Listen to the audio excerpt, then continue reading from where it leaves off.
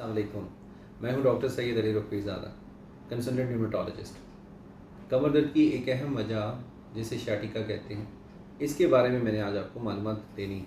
ये क्या होता है, इसकी क्या अलामात हैं, इसकी ट्रीटमेंट ऑप्शंस क्या हैं, इससे मुतल्लिक़ मैं आज आपको बताऊँगा। शाटिका जो है वो कमर दर्द की एक ख़ास वैरायटी है, टाइप है, जो कि बहुत ज़्यादा कॉमन है। वैसे भी आप कमर दर्द देखें तो कम से कम 90% लोग जो हैं वो कभी ना कभी ज़िंदगी के अंदर उनको कमर दर्द ज़रूर होता है। और जो कमर दर्द है वो चंद दिनों से लेकर चंद महीनों और इवन सालों तक भी रह सकता है। लेकिन ये होता है कि जो शाटिका है वो एक कमर दर्द की जो मुख्तलिफ़ वजूहात हैं उसमें से एक ऐसी वजह है जिसकी वजह से मरीज़ जो है वो दर्द की शिद्दत की वजह से फ़ौरन डॉक्टर के पास जाता है। तो शाटिका क्या क्या होता है? शाटिका बेसिकली शियाटिक जो नर्व है, अल्लाह ने जो हमारे जिस्म के अंदर बहुत सारी रगें रखी हैं जिनसे मैसेज जो है दिमाग को जाता है या हराम मगज़ तक पहुंचता है या हराम मगज़ तक वापस आता है, वो नर्व्स के थ्रू होता है जिनको हम न्यूरॉन्स या नर्व्स कहते हैं, उनके थ्रू होता है। तो जो शियाटिका है वो बेसिकली शियाटिक नर्व की प्रॉब्लम की वजह से होता है।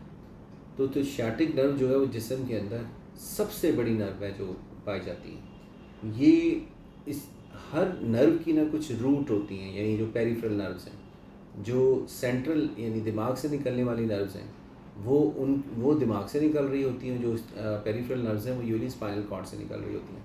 तो जो स्पाइनल कॉर्ड है वो क्या चीज़ है? ये एक मॉडल है, इससे मैं आपको समझाता हूँ। ये जो है ना ये जो येलो रंग की यानी पीले रंग की एक स्ट्रक्चर है, इसको हम कह रहे हैं स्पाइनल कॉर्ड। और उसमें से ये जो निकल रही हैं पीली पीली साइड से वायर सी, ये जो तारें निकल रही हैं, ये तारे जो हैं ये नर्व हैं, नर्व रूट्स हैं। अब स्पाइनल कॉर्ड एक मेन हराम मगज़ जिसे कहते हैं, वो एक मेन स्ट्रक्चर है, वहाँ पर से नर्व्स निकल रही हैं, छोटे छोटी नर्व्स निकल रही हैं। और जहाँ ये एक तार को हम नर्व रूट कहते हैं। जो शियाटिक नर्व है वो बहुत सारी नर्व रूट्स के कलेक्शन के बाद एक बड़ी नर्व बनती है, जो कि आप ये देखें, ये लंबर वर्टिब्रास हैं, ठीक है, और ये नर्व रूट्स हैं। तो यहाँ से वो बनना शुरू होती है और ये वाली नर्व रूट ये और ये साथ कुछ सैक्रल नर्व्स, वो जब मिलती हैं आपस में तो इकट्ठी होके और वो इस पीछे से गुज़रती हैं इस जगह से, और वो टांग के अंदर जाती हैं, यानी आपके लोअर लिम्ब के अंदर जाके मुख्तलिफ ब्रांचेस के अंदर डिवाइड हो जाती हैं। जो शियाटिका है वो शियाटिका होता क्यों है? वो इन्हीं नर्व रूट्स की कंप्रेशन की वजह से होता है। यानी कंप्रेस क्या मतलब हुआ कि ये दब जाती हैं नर्व रूट्स, और जब नर्व रूट्स दबती हैं तो पेशेंट को शदीद दर्द होता है। ऐसा दर्द जो पेशेंट की दूसरे लफ्ज़ों में नींद जो है वो भी ख़राब हो जाती है, अपने किसी काम का वो नहीं रहता, अपनी जो रूटीन एक्टिविटीज़ हैं इवन उससे भी वो जाता रहता है उस दर्द की शिद्दत की वजह से। ये दर्द जो है यूजुअली कमर से स्टार्ट होता है, कमर की बैक से होता हुआ टांग की बैक में आता है, यानी रान की बैक से होता हुआ फिर लेग में आ जाता है, यानी काफ मसल्स के अंदर आ जाता है, और वहाँ से फिर पाँव तक जाता है। और पेशेंट ज़रा सी भी अपनी लेग को ऊपर मूव करता है तो वो दर्द की शिद्दत बढ़ जाती है, क्योंकि शियाटिक नर्व यहाँ से गुजर रही होती है और शियाटिक नर्व को स्ट्रेच होता है टांग को ऊपर उठाने से। तो ये अलामात हैं। ये शूटिंग टाइप पेन होता है, शूटिंग टाइप दौड़ता हुआ और शिद्दत वाला, और पेशेंट जो है इसकी यकीन करें चीखें निकली हुई होती हैं, इतना ज़बरदस्त दर्द होता है। होता क्यों है? नर्व रूट की कंप्रेशन की वजह से। नर्व रूट क्यों कंप्रेस होती है? अगर आप देखें, ये वर्टिब्रा है, ये वर्टिब्री है, लंबर वर्टिब्री, ये भी लंबर वर्टिब्री है, ये भी लंबर वर्टिब्री है, और नीचे है सैक्रम। और इन वर्टिब्री, दो वर्टिब्री के दरमियान में जो वाइटिश आपको स्ट्रक्चर नज़र आ रही है, इस स्ट्रक्चर को डिस्क कहते हैं। अब ये भी डिस्क है, ये भी डिस्क है, ये भी डिस्क है, ये भी डिस्क है। और आप यहाँ देखिए, यहाँ पर ये रेड रंग की जो इन्होंने निकाली हुई है, ये शो करने के लिए निकाली है कि डिस्क जो है वो बर्स्ट कर गई है, फट गई है, और उसमें से जो है ना पानी निकल के, जो कि जेली लाइक मटेरियल होता है, वो इस नर्व रूट को दबा रहा है। यहाँ पर इस नर्व रूट को यहाँ से ये प्रेस कर रहा है, और इसको प्रेस करने की वजह से इस पर प्रेशर आ रहा है। प्रेशर की वजह से पेशेंट को दर्द हो रहा है, जो कि कमर से शुरू हो रहा है और लोअर लिम्ब यानी रान के पीछे से होता हुआ टांग के नीचे तक जा रहा है और इवन पाँव तक पहुंच रहा है, और पाँव के अंदर जो है ना सनसनाहट हो रही है, या वहाँ पर दर्द हो रहा है, या फिर वहाँ पर उसको महसूस होना भी समटाइम्स बंद हो जाता है अगर ये बहुत शिद्दत के साथ इसको दबाव आ जाए इस नर्व रूट के ऊपर। तो अब होता ये कि डिस्क बल्ज जो है वो एक नर्व रूट को भी, दो नर्व रूट या तीन नर्व रूट्स को भी प्रेस कर सकता है। यानी अगर एक डिस्क बल्ज हुआ है तो होगा ये कि यहाँ पर आपके एक नर्व रूट को, अगर दो डिस्क बल्ज हो गई हैं तो दो नर्व रूट को। जो कॉमन जगह है जहाँ पर डिस्क का बल्ज होता है वो L4-5 या L5-S1 होता है, यूजुअली L5-S1 के ऊपर, यानी ये L5 है और ये S1 है। ये वाली डिस्क जो है सबसे ज़्यादा कॉमनली बर्स्ट करती है और इस नर्व रूट को दबाती है। इसके नतीजे में शाटिका होता है। शाटिका दर्द का नाम है, शाटिक नर्व की कंप्रेशन की वजह से, ठीक है, उसके नर्व रूट की कंप्रेशन की वजह से। इसका एक डिफरेंशियल डायग्नोसिस है जिसे पिरिफॉर्मस सिंड्रोम कहते हैं।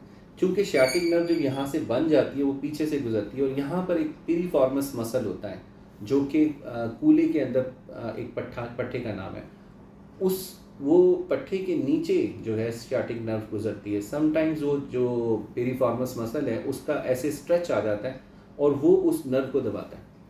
तो यानी कि ज़रूरी नहीं है कि शाटिका जो है, शाटिका जो दर्द है वो सिर्फ नर्व रूट कंप्रेशन की वजह से हो। समटाइम्स यहाँ पर पिरिफॉर्मस मसल होता है, उसकी उसमें जो उसके दबाव की वजह से, जो कि शाटिक नर्व पे दबाव डालता है वो पट्टा, समटाइम्स वहाँ पर दबाव की वजह से भी शाटिक नर्व या शाटिका जैसा पेन आना शुरू हो जाता है पेशेंट को।